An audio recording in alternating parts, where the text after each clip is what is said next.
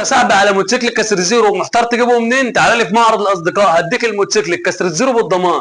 يعني ايه بالضمان؟ يعني موتور وشاسيه وورق يلزموني لو فيهم اي عيب شرعي.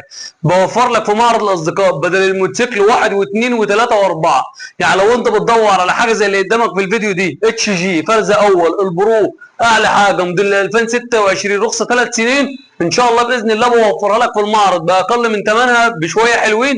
فلو انت يا صاحبي بتدور على حاجه زي كده انا موفر لك ما شاء الله في كميه مكن مرخص في المعرض. بس احنا عشان مش فاضيين نصور اليومين دول، فانت يا صاحبي لو بتدور على حاجه كسر زيرو رخصه 3 سنين 2026 ما شاء الله في بدل الواحده اثنين وثلاثه، فما تقعدش تتصل كتير، هات بعضك وتعالى على طول. فان شاء الله هتلاقي، لو ما عجبتكش دي هتعجبك دي. وزي ما قلت لك في بدل المكنه اثنين وثلاثه. يلا بينا نخش على الموتوسيكل هفرجك عليه. ولو عجبك ما تنساش تعمل متابعه للصفحه واشتراك في القناه. ان شاء الله باذن الله زي ما انت شايف كده بجيب لك شويه مكن كسر زيرو، يمكن والله المكنه ما اتغسلت.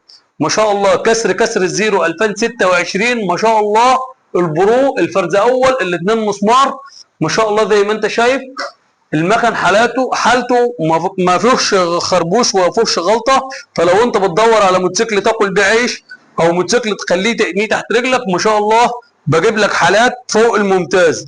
فزي ما قلت لك يا صاحبي لو انت مش عامل متابعه للصفحه هيبقى فايتك كتير قوي، لان انا ما شاء الله بجيب لك احسن الحالات في كسر الزيرو. بتيجي تاخد من عندي الموتوسيكل كسر زيرو اكنك بتشتري موتوسيكل جديد. فانا بدل ما تشتري جديد وفر لك قرشين وتعالى خد حاجه زي كده تطلع تشتغل بيها على طول ومتوفر. ولو عايز توكيل الصبح بعمل لك توكيل الصبح. فالله يبارك لصاحب النصيب، الله يبارك للمشتري. لو بتشوفني على اي منصه اعمل متابعه. وطبعا لو مش عايز تعمل متابعه براحتك هيفوتك كل الموتوسيكلات الكسر الزيرو اللي انا بنزلها لك. ويلا سلام يا صاحبي.